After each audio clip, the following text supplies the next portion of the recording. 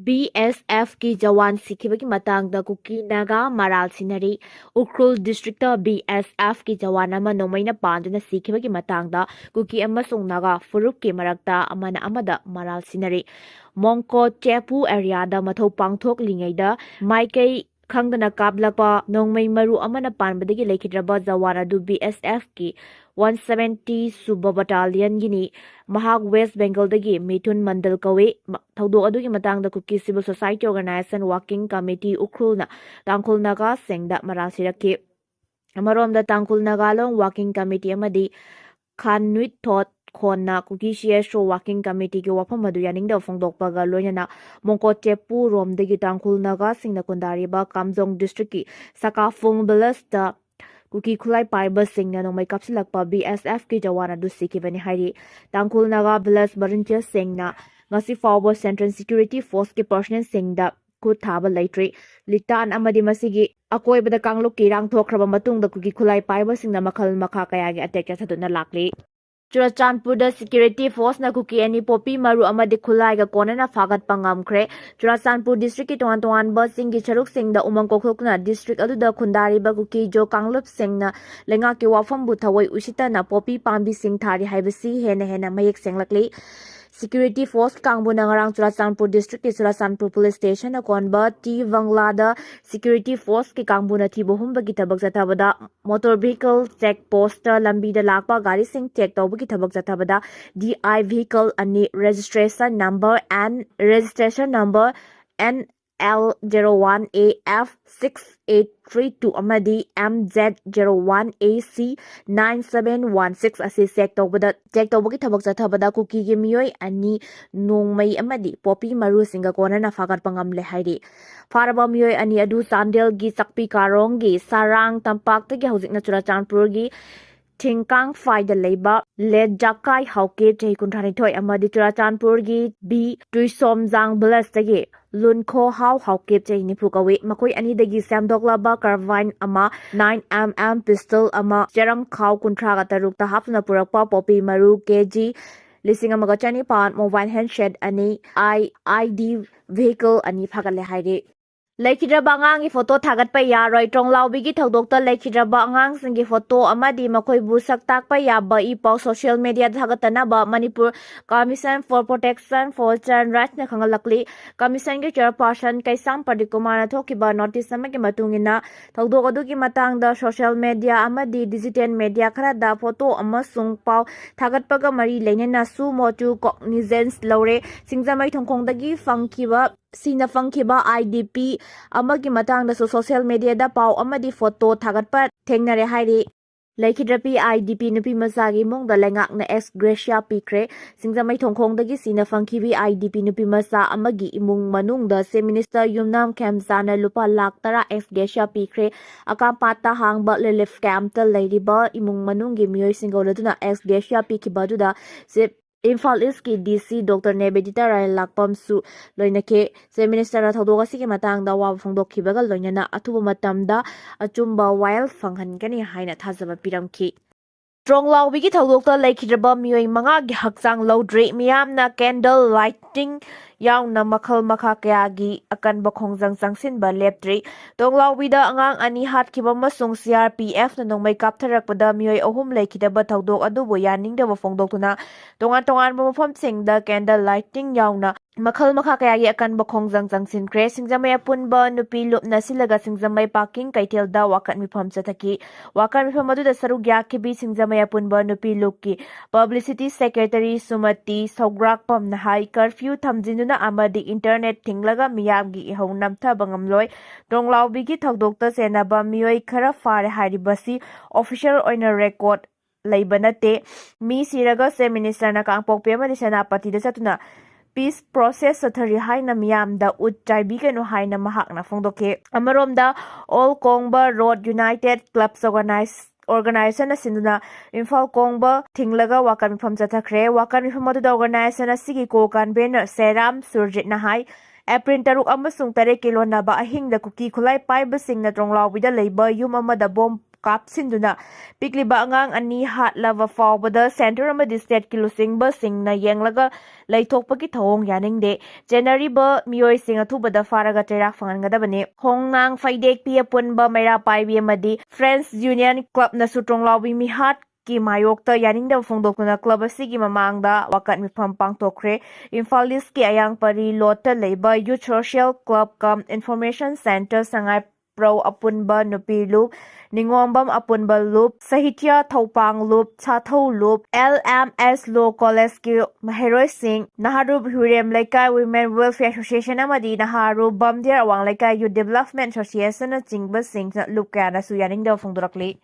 Singkhongda leiriba Central Forcing State Force na mahusilagani Govindas Singh amadi tampaki lonaba mafam singda Central Forcing asi singthakta hengat khraga makoigi leifam aduda State Forcing lehanana bahonari adubu State Force ke masing yamna watpana kudong sadaba kaya marum mayok nari haina Home Minister Govindas konthozam na fongdokre Kanglada pangtokpa Maharaj Narsinga Leikhidrabagi ningsing thoram yawba lakpada Paumi Singh na hangba wahangi paukum piraduna Home Minister na hai Tronglawbigi thawdok asi yamna laibak thibani thawdok asi khwaidigi awangba thakta condemn tawi state asigi mafam khudingmakta makhl amategi hingsa thokandanaba honagani Tronglawbigi thawdoka mari leinena hauzik tijin humjinbagi thabak yamna kanna jathari singnaba mafam singda operation jathaduna chenariba miyoi sing fanaba honari investigation jathariba maramna hauzik fawbada thawdok aduga mari leinaba kari karamba khudam changdam phangblabage haibigi akupa waroldi phongdokkiroi haiki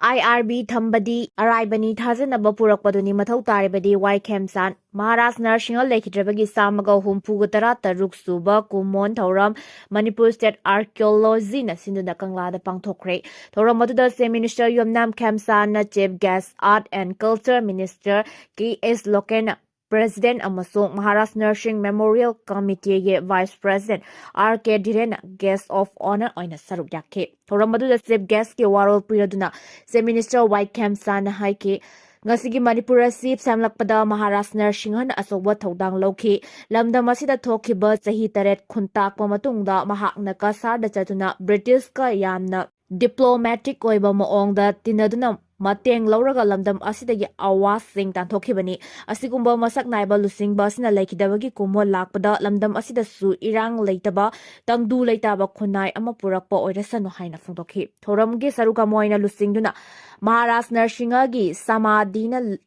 leikhatuna ikai khumnabotke amaromda More Townda IRB thamba haibasi Aroibani mathau taribadi maitei amadi Kuki gi marakta thajanaba purakpaduni haina CM na phongdokre akampata hangba relief camp ta changjafam lawtuna leiriba More dagi nupi masa ama April 5 da singaningai oiba moongda Leikhidaba dugi matangda imung manunggi awabada saruk yaba satpada mahakna wafam masi phongdokibani khongsara duda IDP singa thengariba awada pa kaya su CM da paudam lakhe hairi Moirang da miyoi cha kaya khongsa chatkre CM da memorandum bisinkre Kuki Milton Singh terrorist ni lauthokna bataksinkre Tha asigi taruk amadi tare kilonabada ahing nongyai da Tronglawbida Kuki terrorist singna bong kapsinduna pikliba angang ani hatkhiba amadi thawdok adubu yaningda phongdokuna changsinkhiba khongjang asida CRPF na nongmaina kaptuna micham ahum hatkhiba thawongbu yaningda botuna Moirang da miyoi cha kyana khongsat chatkre khongsat adu kege Moirang kendra punba loop chemical amadi loop asimaki women wing ani na punna sinna pangthokhibani khongsat adubu Moirang multipurpose higher secondary school ground dagi hawraga Moirang college fawba chakhi khongsat aduda Kuki terrorist sing mathakta khudakta military track down tawguna maru fangna muthallu loinana micham harpada chenaba CRPF personnel singi mathakta mathik chaba cherak piu haiba kholaw sing laukhi khongsat aduda tongan ba CSO Moirang kendra thanga kendra amade akoibada leiriba nupi angang sing yawna punna miyoi lising tara rom hermana saruk yakhe khongsat adugi manung chana Moirang gi subdivision officer kuthangda tongan ba warep sing yawba memorandum ama Manipur gi Chief Minister pisinki miyam gi khongsat adu Moirang college ground da bakhatana punduda Leikhidraba singi mafamda minute ani tumina leptuna awaba phongtokhi khongsat aduga mari lenena chemical gi joint secretary kam spokesperson Sorai Sam Rosan na hai Kuki terrorist singna bong kapsinduna angang ani hatkhiba amadi thawdok adubu yaningda phongdoktuna khongjang jangsinba miyamda CRPF na onsinduna nombai kapsinduna miyoi ahum hatkhiba thawdok akanma mongda condemn tawi kanagi order makhada michamda nombai kapano haiba khanghallu thawdok asida chenari ba CRPF personnel sing miyam mamangda puthokuna khudakta चेराक पिगदबनी महाकना मखाताना हाई मणिपुर की लोइजिंग लोयादा थमलिबा central forcing असिगी महत्ता state post ना महूचिलु cookie murder सिंगा तौनरी बसु हदोकुना लेंगाक मिलिटेंट सिंग असिबु टेररिस्ट नि हाइना लाउथोउ आर्टिमिस 2 असोय अंगाम यावदना पैसिफिक ओशन दा थुंगले थालेबाक की मरमदा थिजिनबा चलुबा आर्टिमिस 2 गी क्रू सिंग असोय अंगाम यावदना पैसिफिक ओशन दा थुंगलरे नुमित 30 गी खोंगचत लोरेदुना एस्ट्रोनॉट मरी मालेमदा हलक्किबनी 30 सुबा नुमित्ता ओरियन कैप्सूल न पुंगदा किलोमीटर लिसिंग निम्फुगी चांगदा यांगना पाइथरखी कैप्सूल की मपानदा ओइकिबा टेम्परेचर की चांग सेल्सियस डिग्री 2760 नि नुमित की मैसादगी तंखाय अमरोम हंथना साबगी चांग ओइकी मिनिट खरगी ओइना एस्ट्रोनॉट सिंग अदु ग्राउंड कंट्रोल का पाउ फाउना बंगमखिदे मदुना मरम ओइरगा मिशन कंट्रोल दा लैरिबा मियोय सिंग मिपाइबा पोकनखी मतम खरा लैरगा मिशन कमांडर रिड विसमैन ना पाउ फाउरकपदगी हॉस्टन दा लैबा मिशन कंट्रोल की मियोय सिंग चानिंग ताना निंसा सोर होंदोकपा ngamki kumja 2022 दा थागतखिबा मी यावदबा आर्टिमिस 1 की खोंगसत टेम्परेचर की चांग का हेना वांगबा मरमना खुदोंग साबा कया मरु मायोकनखी हंदकी ओइनादी नासाना समदोक सादोकलगा एस्ट्रोनॉट सिंग मालेम की लेमाइदा हलकपदा खुदोंग थिबा मायोकनदनबा थरांग लौखि एस्ट्रोनॉट सिंगना पैराजूट के मतेंग लौबगल मालेमदा थुंगलबा मतमदा मिशन कंट्रोल की मियोय पुनमक खुबाक खुदुना हरावबा फोंदोखि आर्टिमिस 2 मिशन दा यावखिबा एस्ट्रोनॉट सिंगदी Christina Koch Victor Glover Jeremy Hansen अमसु रिड विसमैनी हंदकी खोंगसद असिना मालेम की लेमाइदगी स्पेस दा ख्वाइदगी लापना चतुना अनौबा रेकॉर्ड अमा थंबा ngamle चौराकना किलोमीटर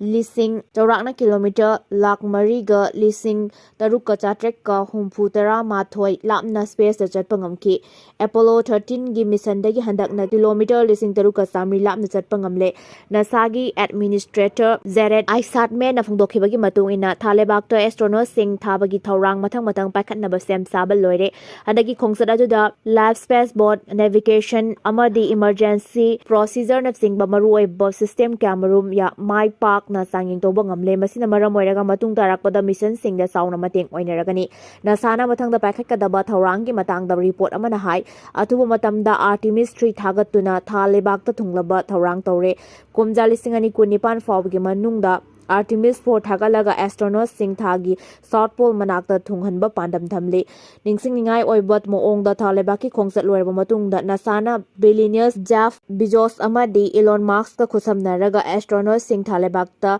थानबा थौरांग लौखटकदौरी हाइरी